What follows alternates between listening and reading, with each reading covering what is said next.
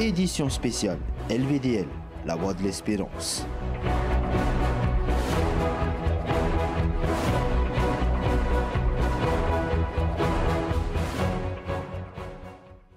Bien, chers amis auditrices, chers amis auditeurs, bonjour. Et nous sommes donc revenus sur le plateau cet après-midi pour un autre direct. Et cet après-midi, ceux qui nous voient en tous les cas, ceux qui nous entendent par les ondes de la radio, eh bien sachez que nous avons un invité cet après-midi.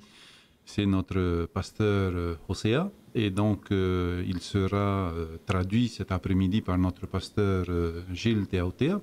Donc, une cordiale bienvenue à tous nos auditeurs, à toutes nos auditrices qui sont sur les ondes de la radio LVDL, qui sont sur le live de Facebook du Centre Média.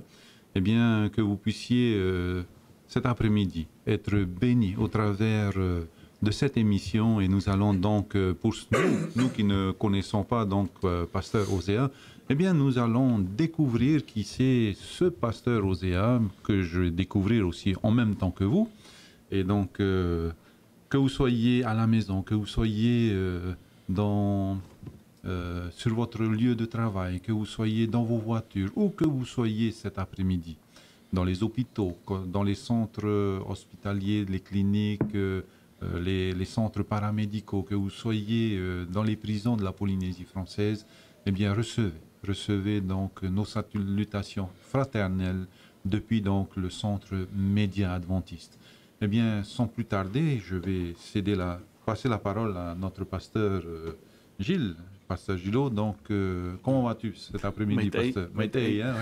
Maitei, hein? Voilà. Naroto hi atu te reo te heiti te awatea nei, hein? Oia, maruru Maitei, te George no te whanhot ata e no te awatea, a maruru tatou te atua.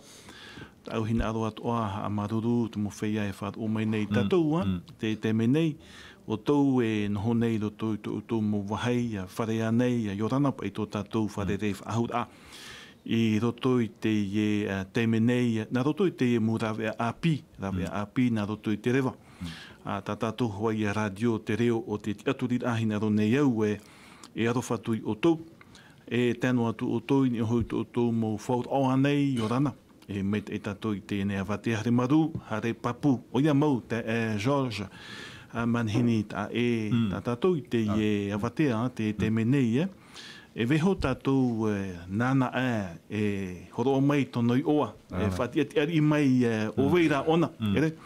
E tau e oa nei wharit aiana no te me hoa te ho me tua te hoa hei te tau mātou i te whenua Fiji, i roto te whare hapir a no Fulton, whare me tatou i ana. Me te peu e te vei nei ta o tau mau man oa nei, e uira nei, o ta auto hin aro nei, e whaate mei, i haro atu o tau e te ia, niu mai ta tatou pū, te reo, o te ti atu rir a.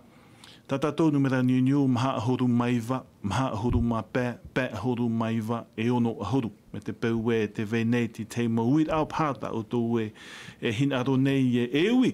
Tō tātou oro me tua, o te rati te muman o, e whai tūtot a ia. A ia nei roto i tāna tawenir ato no utua whare. E haro atu o tau e te ia e te niu mai ta tātou pū. A te reo o te aturira. Whare i mei tātou i ana i te me. Oro me tua i orana.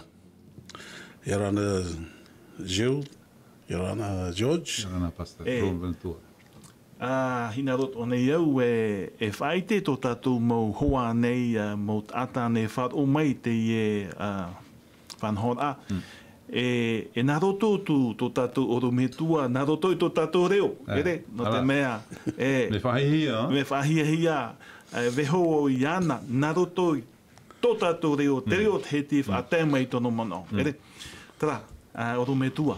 Nen hea nei ta oe whatiati a mai, no hia mai, o wai mau, oe e hata oe o he pā. Okay. E rawe nei, Yorana by the mo te whaaro mai nei tō tātou ratio te reo ti aturira. O no wau no te whanau rā i te mahana.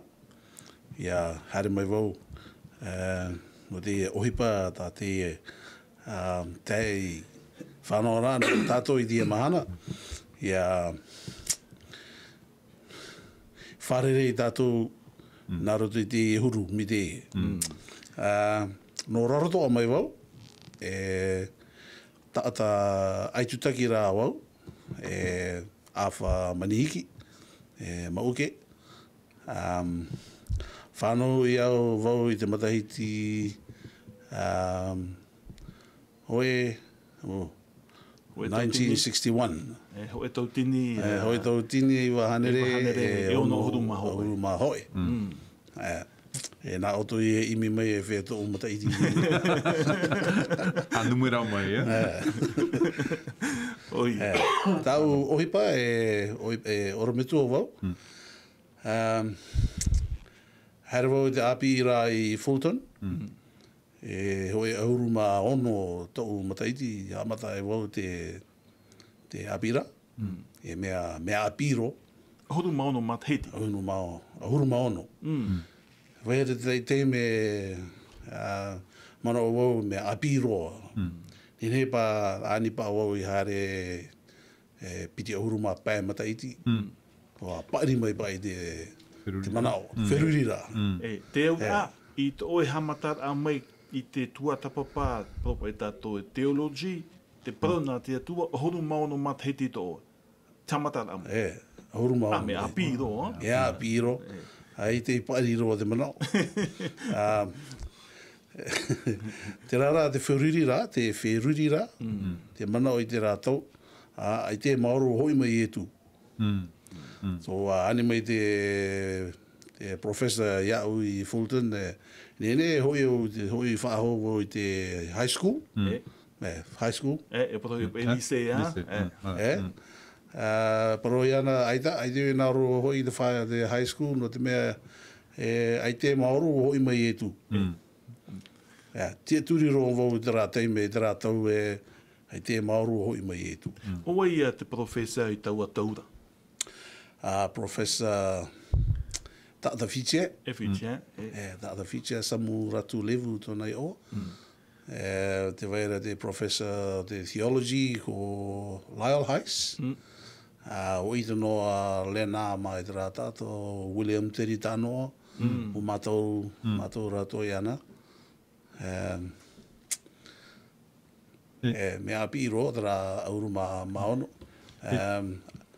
Nau e opua hare oi me Fulton. Nā uno? Nā I te rā iwa pa tō umataiti. Ina oro au te riro mai e orometua. Ai te wau whāroa ana I Fulton.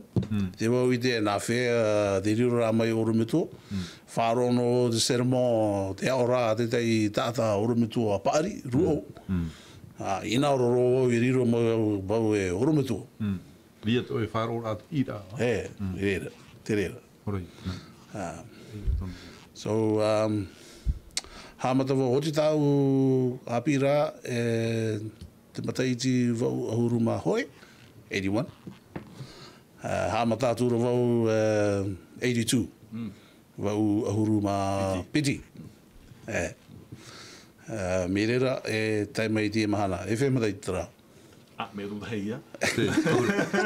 Ahuru mā piti. Me ahuru mā hono. Turu ahuru mā hono. Maha e mataiti toi. Uru I taia. Harepa e Patuhara. E maha matahiti tōera. E te rūra o e no tare no te Patuhara. Eita. Not looking forward to it, eh? Me te peo e nāro te tua I a tā mau tu au te rawe o hipa. Me nā upa e huri ana I tā mātou api tāpati. Me te reo marite, te reo rarotoa. Rarotoa. Te turu au e ai te tāta I nāro I te rawe te rā o hipa, penei. Penei ai te pau uri tae wa ui. Tēnei, oro me tua Hosea. I to oe hamatar a mai te tua tapapa I te parauna te atua, ahuru maono matahiti, me apiro. E muri mai? Ai te mo meo tini au.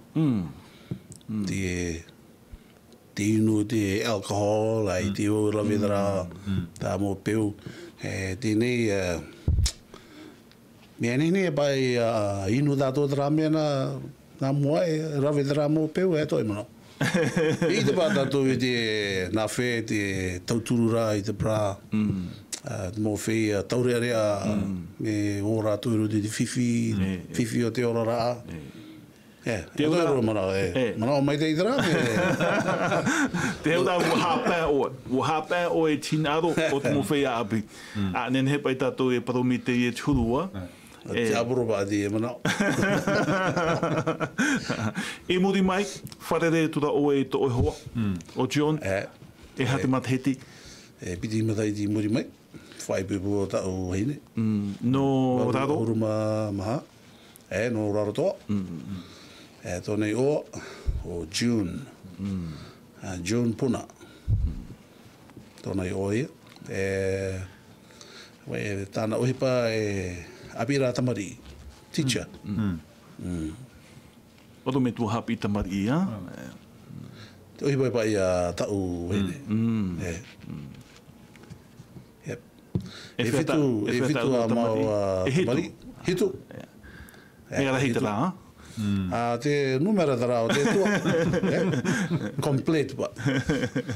Complete no tara number 7, perfect. Perfect. He te reo te. Me mai tei, ia numera mai tei te ia. To te tu numera pa e. Itu. E hitu a. Pa tamaro. E piti tamahine. E hoera tamaro wa taotona hoi matai di tēne piti auruma pēa no matai di me api do ha me api ma ui ro ma fatu i dera experience no good anyway yes ma to mai tei to me tua Hosea no te e mo pahono a matamua me to mai ya oe Ho tātou e hare tua i en ue mua. Pena e pāwhāra o mai tātou tu e reo himene, e aruet ai tō tātou atua. E muri mai te i reo himene, a heuf aho mai tātou.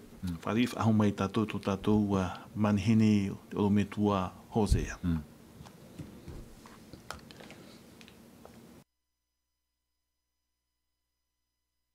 Jesus took me in, and then a little light from heaven filled my soul. He made my heart in love and wrote my name above.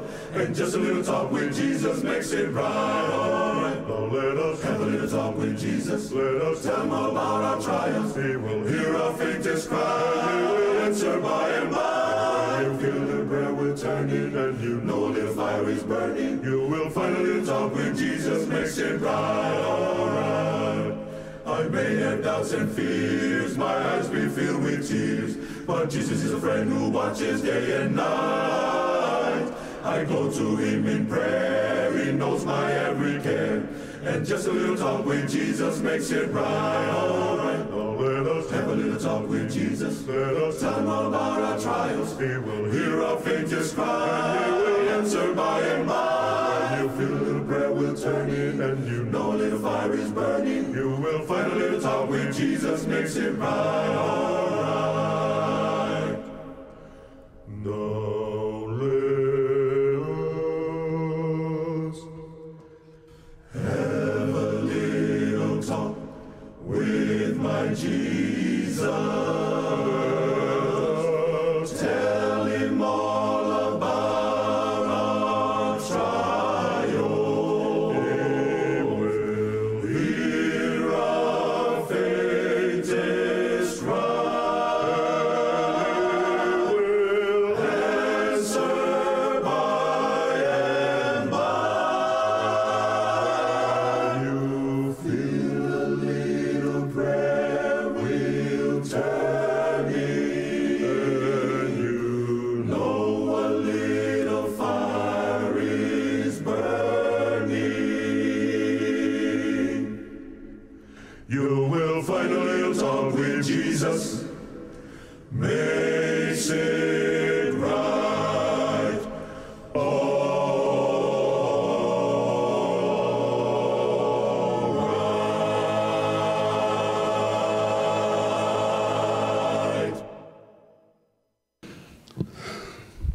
Ta maruru mai te a mai te tātou I te atua no te nei reo himenea e aruer ai ei tonai oa. Ta mohua here mā. Ti roto tātou I te whanhot at a e no tēnei awatea. A me te peu e mon o e wir ane tāuto hin aro nei whaate I haro atu tau te ia. Niu mai tā tātou numera niu maha huru maiwa. Maha huru ma pēpē huru maiwa e ono a huru. Whare me tātou te a George tō tātou oro me tua Hosea. Oro me tua. Mena hei ato e hapi a te reo te hiti. Me rai pai tō pra tae student I hara mai Fulton. Hamada mai te tau iau I hare te api, apira. I tu ahuruma wau, wau ahuruma hoe. Tarada mo tāta I tahiti I Fiji, I Fulton I tarata me o William Teri Tānoa, David. Teri Tānoa, tōra Tuene o Lizzie. Leona. Tioti, Andre, me rai para student tahiti Loma Tepa, o Joyce Floor. Yeah. Tō tae e dara. Okay. Mako Hoiore. No Punavia. Punavia. Te turu e mau whi ai tuitu no te iro te oipa iro te e tare tia I tia tau. Promo? Te rio. Maruru. Pa poudra.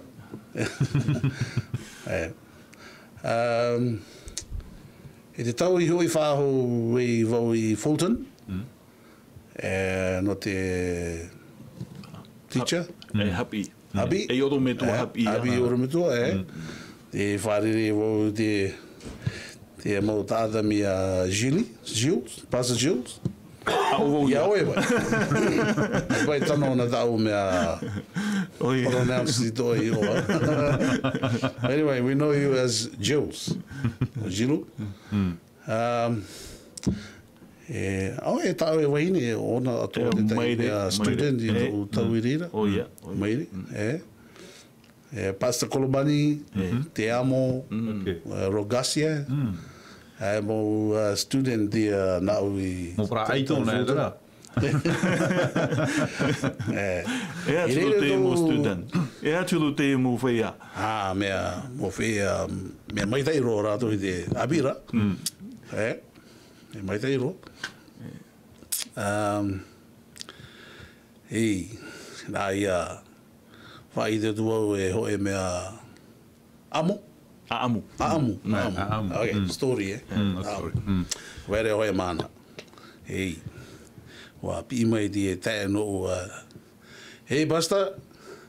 Ai tēnei ne whāhou te hoi atu ni ai te whareapi. Taparo de moral. Hei te pai te moral. Ai te maramarama e a te me parohi o mai. Io wau e whiwhi dei. No te reo. No te reo. Ai te pai hoi reo ongle I hara mai I taiti. O imi noa nā roto I te tā te tua tauturu. Wa no mai te rawea. So, hara wau tō rao a tōna whare.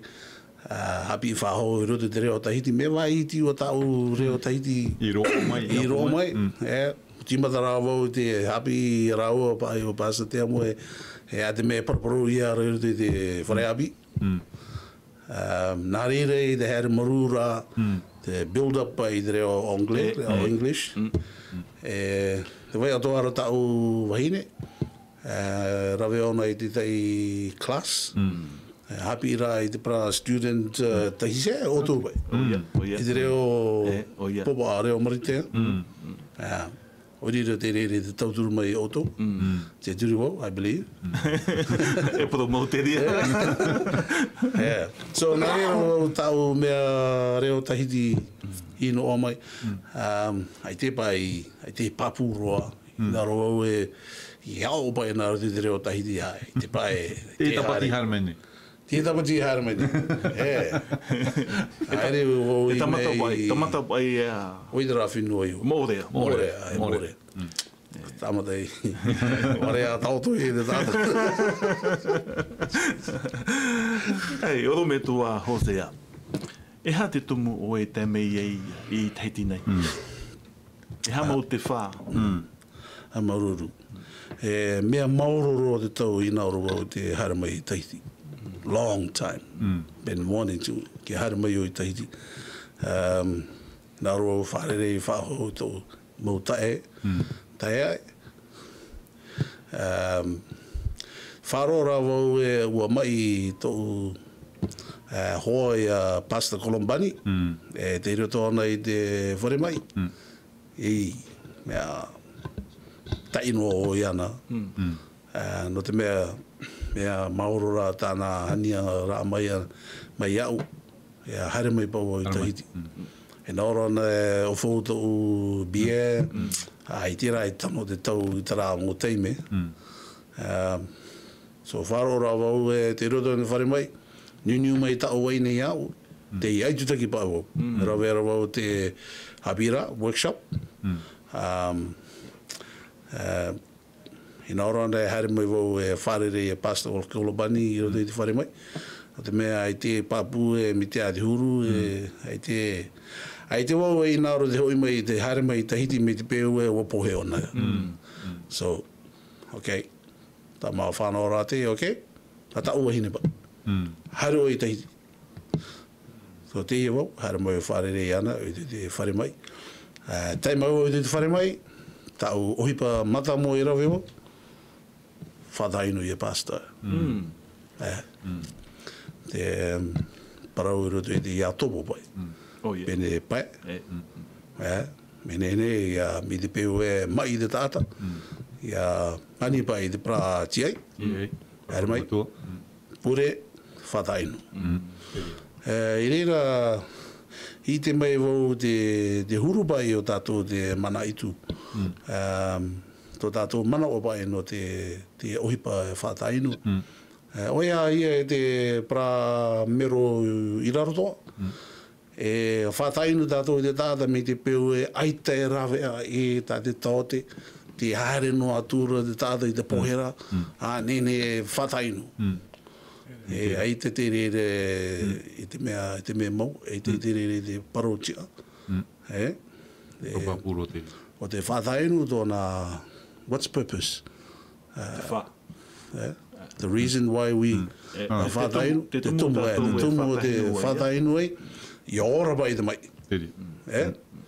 Nā, tā ohipa tara i rawe wau te whare mai, whatainu i e pastor, e a Murisho. Paro moi ona, hei, i te ona te... Maitai. E tera mai mahana i muri mai, wa hare mai ona i te whare. Whare rea wa whae au i e mātou i te whare, o tāo tō mātou e hoi pō, i te whare. Mea maitai i roa ona. Si ei nei pa e a te parau api, no te mea te parau a te tō, te hoi whao ona i te whare mai. I reira pa e ona e ti ai noa e... Maitai roa te awharo te mai. Pene e piti e patoma. Te tūri rā wau e. Pene pahono mai te tū i te pure. E te parawa te tōta. Ti e mahana e mātou i te e a te parawa api. Mi te mea, mi te peu e parawa mai tau te. Ok, o awharo hoi o i te whare. Hare rei a maururu i te tō. So no reira te para mero. Me te peu e mai tō e. E ia o e tia i e whātataro i te poe. Me a rere parau tu te tōte ai te rawea e. Mana o mai o i te ani mai te pra oro me tō tia i a hare i a whātainu i awe. Ai te tirera ohipa e rawi ia. Ne, whāro mai o tō. E tia i no nei te wha pra oro me tō. E me nei ai pa e nā oe no e ani. O te mea... E whai te rā, I don't know whether I'm saying the right thing, tia tūri roi. Te whāro. Tia tūri, tō e whai te rā, tō e whāro. Tia tūri roi roto i te rā ohipa. E whaoro mai te tua i te mai.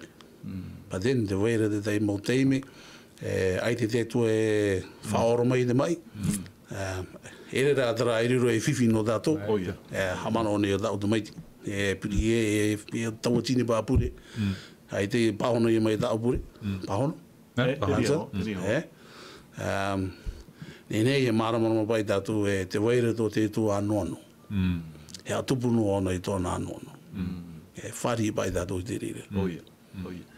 Mano o mai te itara. E ne pai himene, wharo tātou te himene. Nen he tātou e wharo aho mai ti tei a reo himene nā tō tātou i atahap o Pito Jason e hap o mai te rira. Aru e tātou i tia tua nā tō te reo himene. E muni mai hoi whaho mai tātou. E whari whaho mai tātou i tō tātou hoa o me tua Hosea.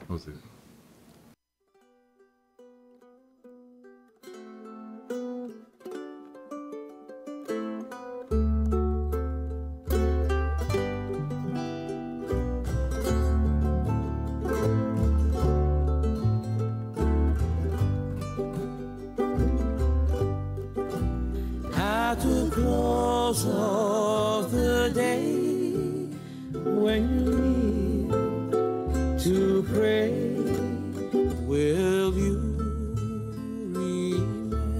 remember me? I need help every day, and this is why I pray. Will you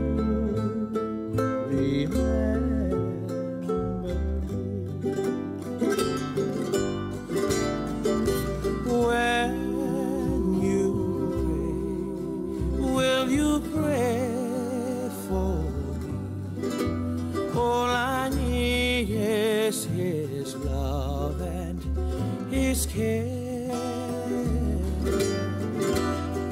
and when I pray, I will pray for you. I will whisper your name in my prayer. Ayapani yakea ikukuli e pule no mai o e ia ke no nei mako boia no ke pule no mai o ia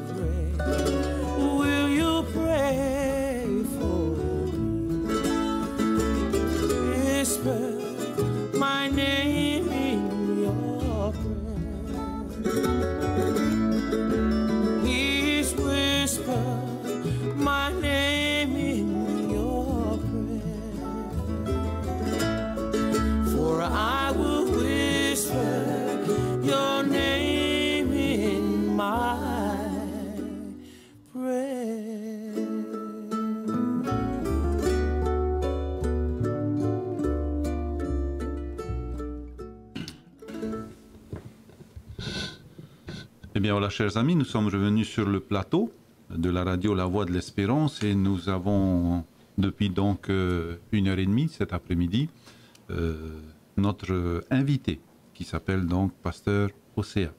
Eh bien, Pasteur Hosea est pasteur donc de l'église, d'une église de Rarotonga et il a ce qui est important pour nous, hein, l'appel de servir dans le champ missionnaire est venu pour lui à l'âge de 9 ans. Et à l'âge de 16 ans, il était déjà à full temps en train d'étudier donc la théologie. Aujourd'hui, avec le recul, il se dit, bon, peut-être qu'il était un peu jeune à l'époque, mais aujourd'hui, il est dans le ministère. Il a donc épousé donc, sa femme June, donc famille Puna, et ils ont eu 7 enfants. Et aujourd'hui, donc, c'est ce qu'il va nous raconter. Il est responsable donc d'un ministère, d'un département, donc à la mission de Rarotoa. Donc je redonne la parole à notre pasteur en tahitien. George, Hosea. E ha te ar aota o e amo nei te mei roto I te pūwhate at mission I Rarotoa. Okay, o te director o te community service. Oipa I roto I te community me te toreta, te wera tauto? Toreta, te Habitapati, te Poro Evaneria, personal ministry. Te huri de Abira Tapati. Nā roto I te reo Peritani I te reo Rarotoa. Rarotoa. I roto I ta o e tawini a. Te amo nei o e te ti ara a hapi a tapati. E hea te mūraw ea o ta o tau e wha uhipa nei. Ia nen he te mau numera o te mau whea e tuatapapa nei te hapira tapati. E ha te mau rāw ea ta o tau e wei nei, e whaohipa nei, ia nen he te numera, te mau mero e taritia, ia anana teiro toi te parau no te tuatapapa a e te hapira tapati. Well, e whiwhi te I te hapira tapati, Pōro to te wahi ta'u I Haerewa, New Zealand, Australia, ai te pā te ta'a te pura taure area. E rea rātou e hina aroa nei te hare ui te puri hapi tāpati. Ti ei roa rātou e wātatoro te whaoti. Whaoti. Wa hare mai e rātou. E whiwhi te rā, e te huru I taiti ne. Whatata e ho e huru. Te ite to anene mātou e rep e te mea whaahia te numera o te mowhia e tuatapapa nei. Te parau no te tapira tapati. Te emi nei te pū, te mission, te morawi e nen he te ie numera E pene a pā te wene te mau morawi e o ta o tau e whaohipa nei, riro te rira e hapi at ono mātou unei I teiti nei. Mo I te tātou e tapira tapati, e paro tātou e mawhatu trano te taritia.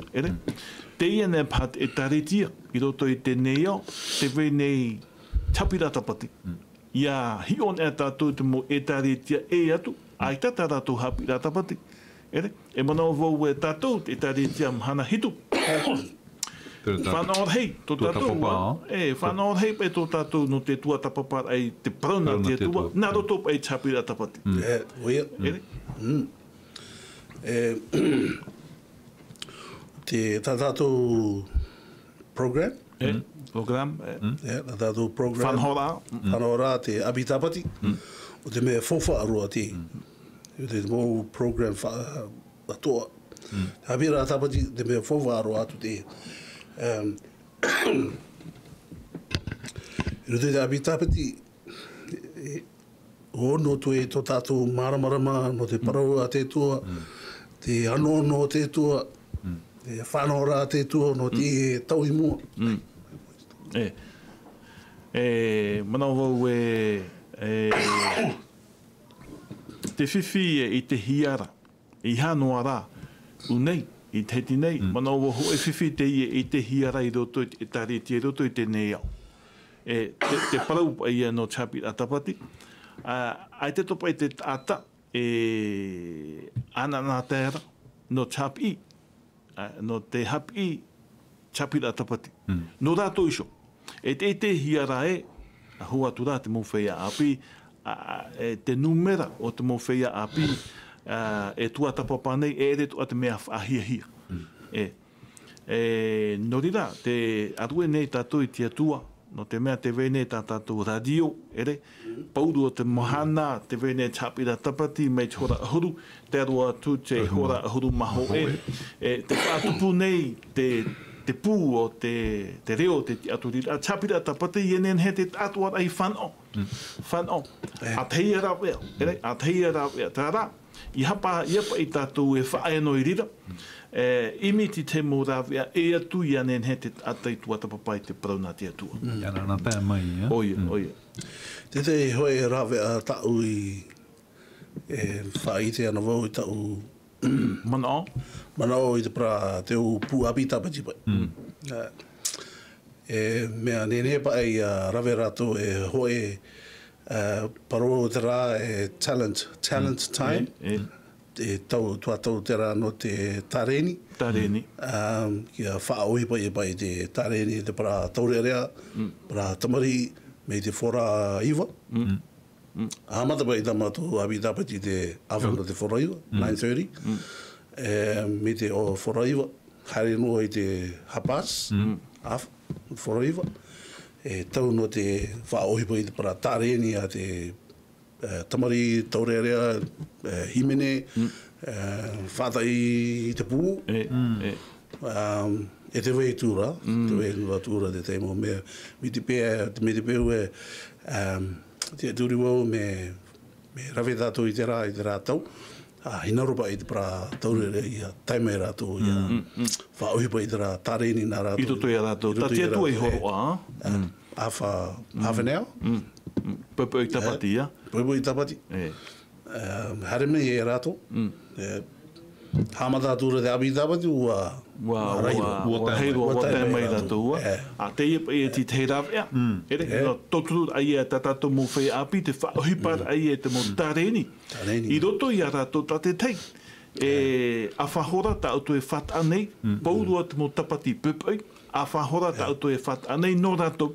Ia taimai rātou i roto i te whanhora, e muri mei te e whanhora, hamata tu e chapira tapati, no te whai api, no te whai apaari, tata to mo tamari atua. E mana o vau e hoe te i e uhipa meit eiro, o tau e whatupu nei i raro. E hea turu o te mo whai api o te temei nei i te tapati. Ei te rere rawe i ana i raro toa. Tau te i hapi wa. Wapi wo i rato, whaide no i rato e amata pa i te whaoi pa i te rā. Ai te rā, ai te hoa e te i amata. Pene i taiti nei nā o rato i te rā manao. E te tei manao o paropa e Alan White, parau Alan White i tātou e o te api tāpati. Te numero ho e te rawe a te no te whāriu mai pa i tātou. Te tātai a i tūra. So te tei rawe a tāu i paro i rātou me tai pa i te tau a te birthday. Mana whanaura. Mana whanaura, celebration. Mi te peo e tae e tō rātou e rei te mero. Birthday tō rātou i te raipatoma. Iani pa i harama i te pure. Mene, mani i te kato. Oia. Eti, whai mai ana i mua. Hamaururu i te tua, nona, pure nona. Ene arau hoti te pure, kato. Amu te kato. E toi manao. Me te pai katoa e te chota i rotoa. Ai ta mo manao mai te iroa te ie. E riro te ie mo manao e hamai tei. Imi rawe anō pai tātou.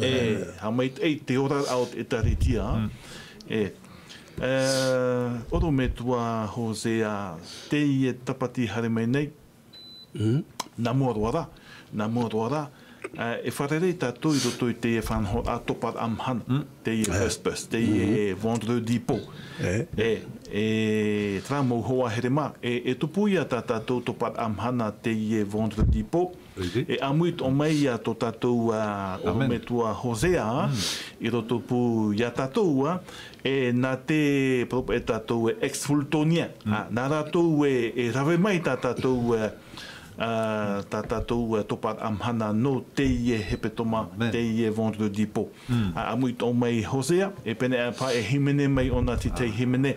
I te wo I te himene. Nā tātou e aru e aia tō tātou whatua.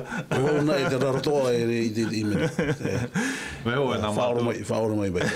Veho nā mātou... Nene wa pai wau e whaaro I oto e himene. Ra student.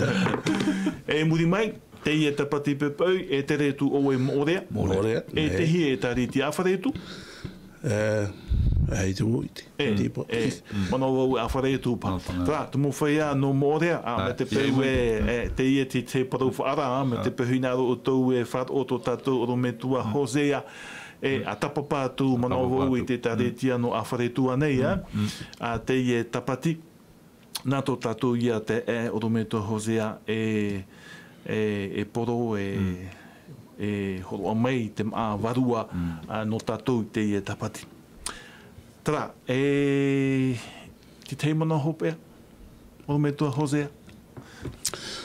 Mano ha maururu pai e urua, no te whare rā no tātou, para mero, para tata whaororo mai nei tā tātou rātio, o no wau no te ua taimai wau I tahiri.